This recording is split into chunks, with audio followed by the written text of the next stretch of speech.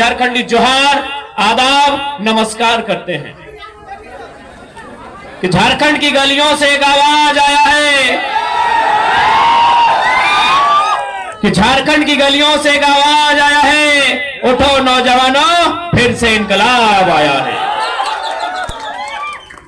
आज 23 साल का ये झारखंड आज जो शख्स आपके सामने खड़ा है, जिसे आपने बीते 2 सालों में बहुत ही लाड प्यार और दुलार दिया, ये एक साधारण सा छात्र हुआ करता था और आज भी छात्र है भी, लेकिन आज 2 सालों के दरमियान झारखंड राज्य के मुद्दों के साथ लड़ते लड़ते आज हम लोग इस मुकाम पर आए हैं कि आज आप इस साधारण से बेटे को गिरिडीह लोकसभा का नेतृत्व देने जा रहे हैं। ये हमारे लिए गर्व और गौरव का विषय है, इसके लिए आपके आभारी रहेंगे।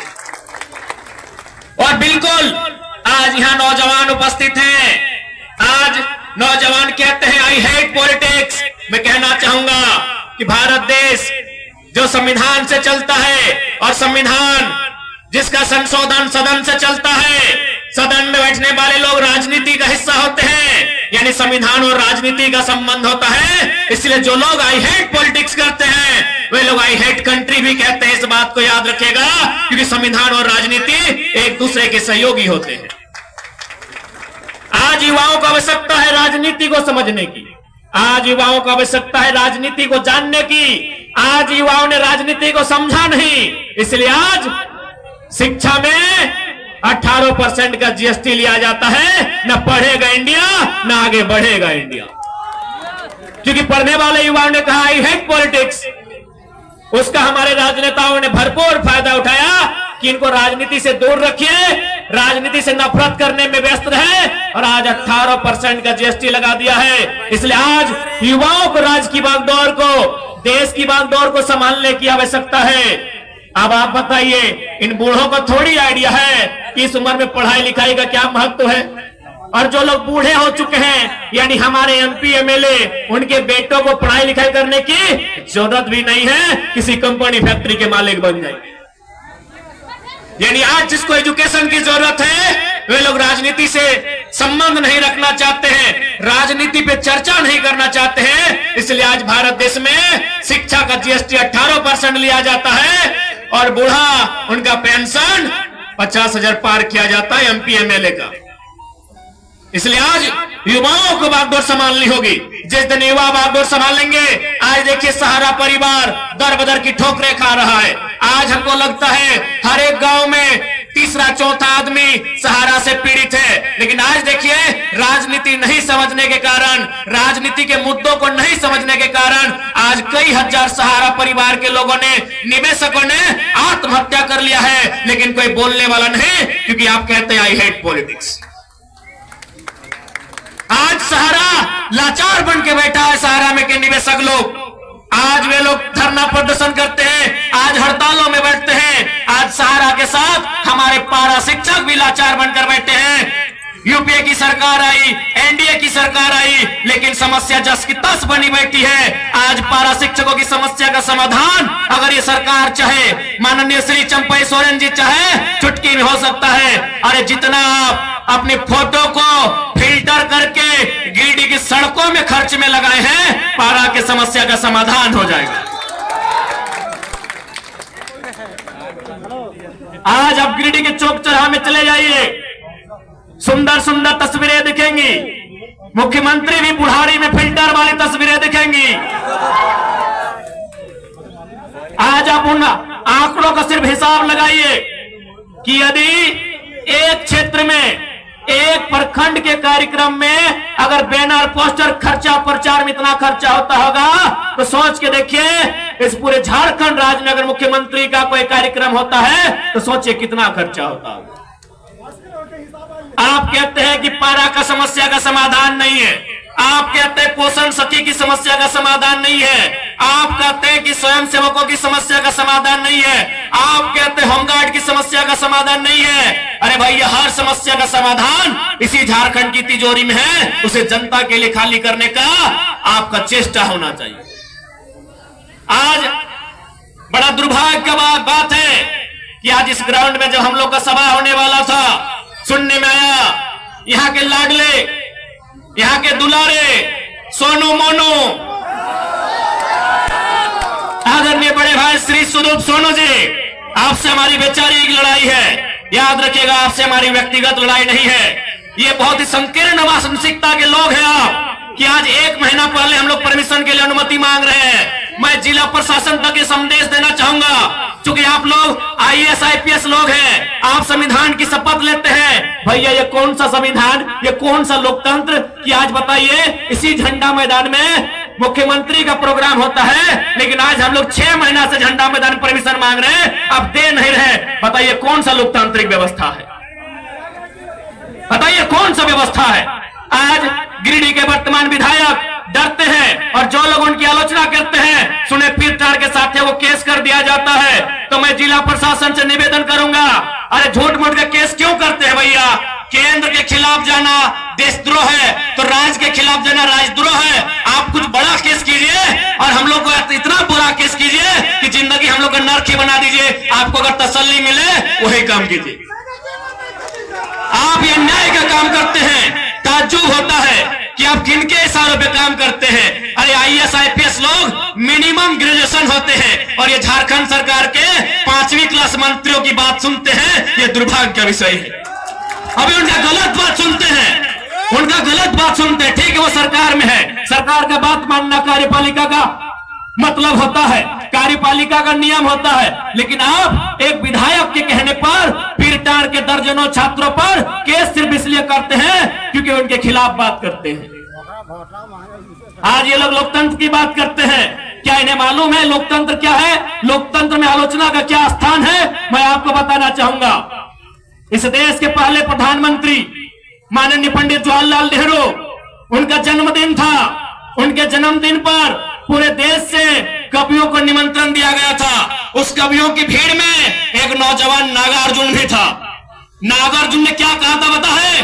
पंडित नेहरू के सामने कहा था कि वतन बेचकर नेहरू फूले नहीं समाते हैं। नागार्जुन ने कहा था कि वतन बेचकर पंडित नेहरू फूले नहीं समाते हैं, फिर भी गांधी की समाधि पर शीश नवाने जाते हैं, शीश नवाने जाते हैं। और पंडित नेहरू ने सुना, इसे लोकतंत्र कहते हैं। और सुदीप सोनू आलोचना सुन नहीं पाते हैं, अपने आप को विधायक कहते हैं, शर्माना चाहिए। अरे देश के प्रधानमंत्री ने आलोचना सुना, एक नौजवान के शायर को सुना, अभी कब? बर्थडे के दिन सुना, अपने जन्मदिन में सुना कि वतन बेचकर पंडित नेहरू फूले नहीं समाते हैं, गांधी जी के समाधि पर शीश नवाने जाते हैं। और आज ये सुदीप सोनू आलोचना नहीं सुनना चाहते हैं और अपने आप को विधायक कहते हैं, अपने आप को लोकतंत्र का प्रहरी कहते हैं, शर्माना चाहिए। यही नहीं, केवल बर्थडे में नहीं, पंडित नेहरू ने सदन में भी आलोचना सुना था। उस समय कवि कुल के श्रेष्ठ रामधारी सिंह दिनकर राज्यसभा के सांसद थे। भारत चाइना से 1962 में पिट चुका था और राज्यसभा में और कांग्रेस के सांसद थे, ऐसा नहीं कि विपक्ष के थे। रामधारी सिंह दिनकर कांग्रेस के राज्यसभा सांसद थे। क्या कहा था पता है? कि रोक नहीं युधिष्ठिर को यहां, जाने दे इनको स्वर्ग धीर, पर मुझको लौटा दे गांडीव गदा अर्जुन भीमवीर। कह दे शंकर से फिर एक बार, करे भारत में मंत्रोच्चार। आज ये सहिष्णुता होती है, ये लोकतंत्र होता है। और आज ये शख्स आलोचना सहन नहीं पाता है, आलोचना सह नहीं पाता है और अपने आप को लोकतंत्र का हिस्सा बताता है, शर्मानी चाहिए। देश के प्रधानमंत्री ने आलोचना सहा है, प्रथम प्रधानमंत्री ने। ना उन्होंने किसी को ईडी भेजा, ना किसी को समन भेजा, ना किसी के यहां CBI भेजा। खैर अभी वर्तमान प्रधानमंत्री की आलोचना मत कीजिएगा, नहीं तो आपको पाकिस्तान का टिकट कटवा देंगे। ने बताइए कि यही लोकतंत्र है? क्या आप आलोचना नहीं सह पाएंगे? जो आपकी आलोचना करेंगे, जो आपसे सवाल करेंगे, जो अपने अधिकार की बात करेंगे, आप उन पर केस करेंगे। तो मैं जिला प्रशासन से निवेदन करूंगा कि छोटा मोटा मत केस कीजिएगा, क्योंकि सुदीप सोनू भले मुख्यमंत्री कोई और है, इस सुपर CM है, सीधे हम लोग पर राजद्रोह का केस कीजिएगा, उम्र कैद का सजा दीजिएगा।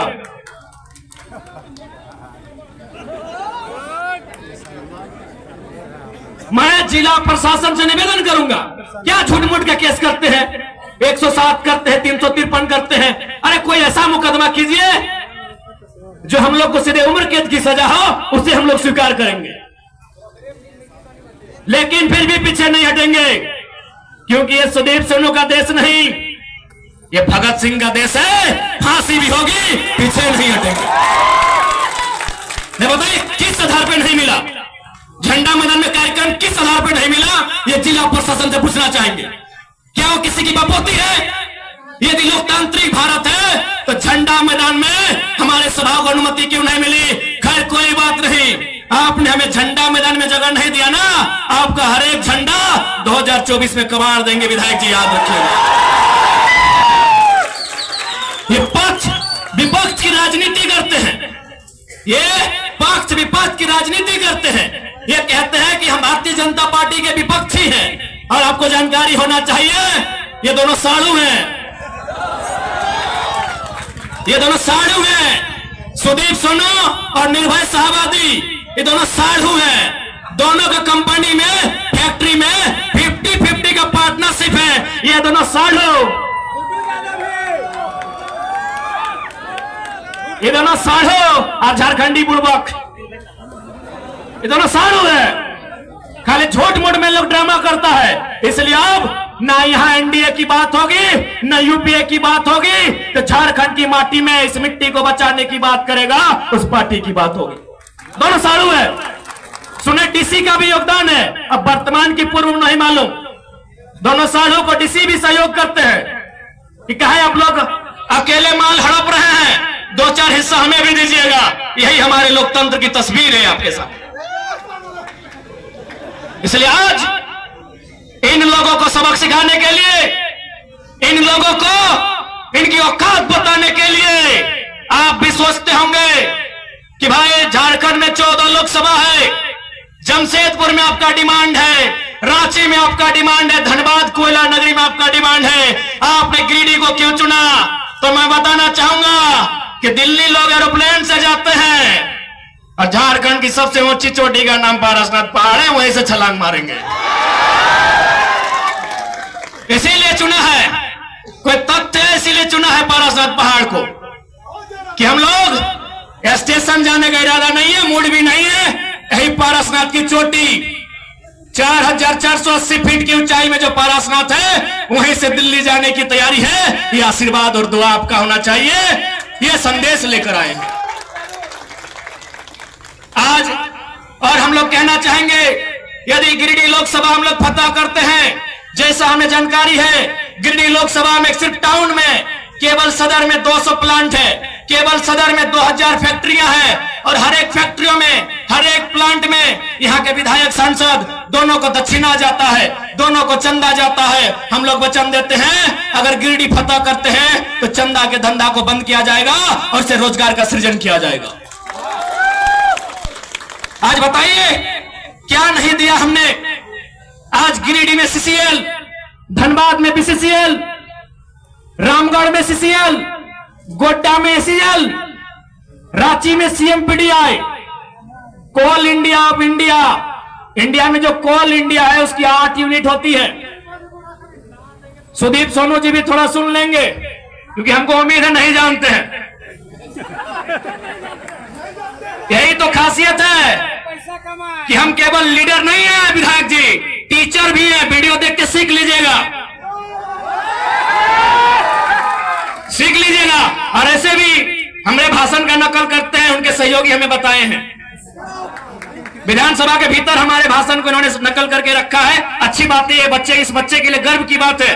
तो सुनिए माननीय विधायक जी, क्योंकि हमने कोयला पे बात किया है, गिरिडीह में सीसीएल है, कोयला की 8 यूनिट होती है कोल इंडिया की, BCCL, CCL, ECL, WCL, NCL, MCL, SCCL, CMPDI, 8 unit होती है। और दुर्भाग्य का विषय आपको बताएंगे कि 4 यूनिट झारखंड में है, बीसीसीएल झारखंड में, सीसीएल झारखंड में, ईसीएल झारखंड में, सीएमपीडीआई रांची झारखंड में, और हेडक्वार्टर कलकत्ता में है। ये झारखंड का दुर्भाग्य है।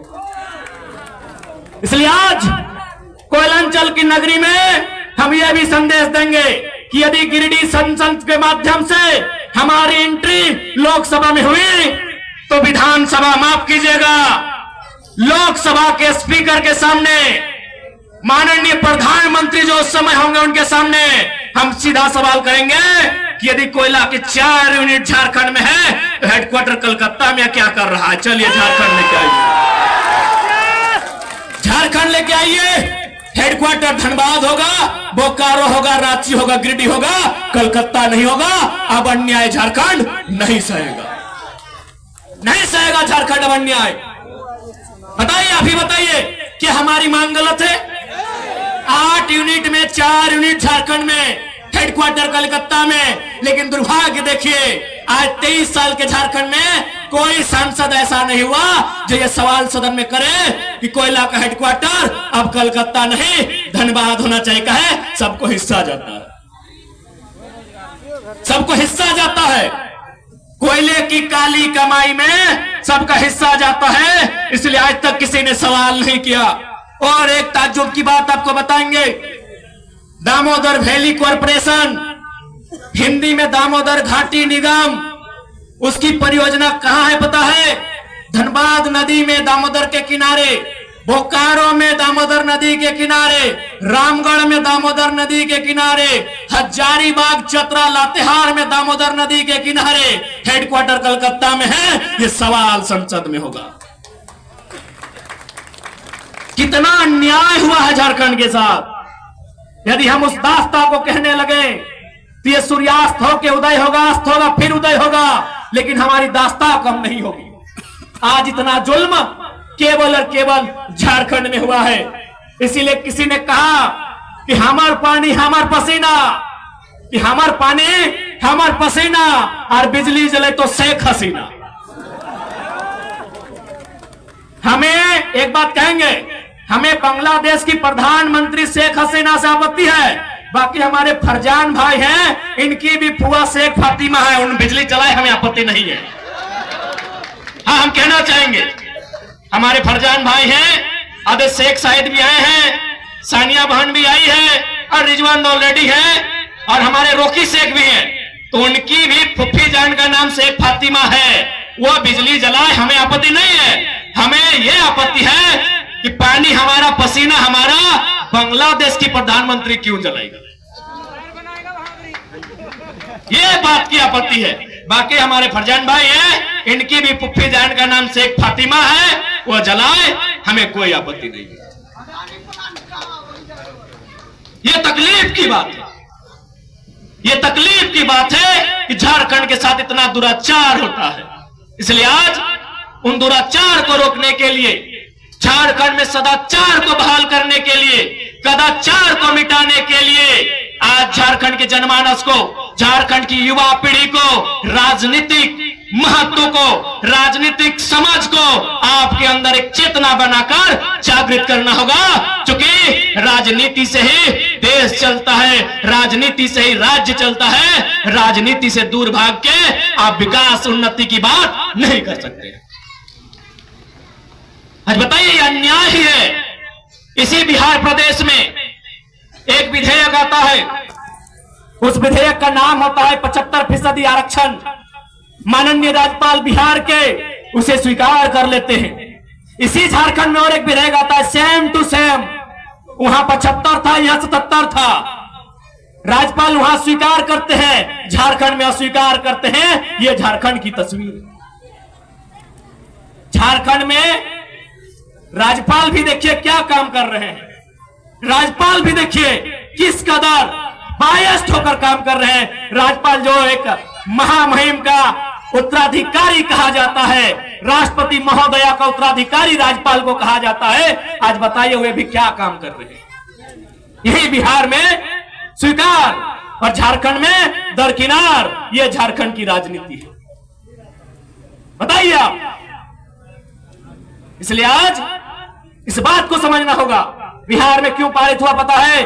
बिहार में 243 विधायक बैठते हैं, 243 के 243 कट्टर बिहारी हैं।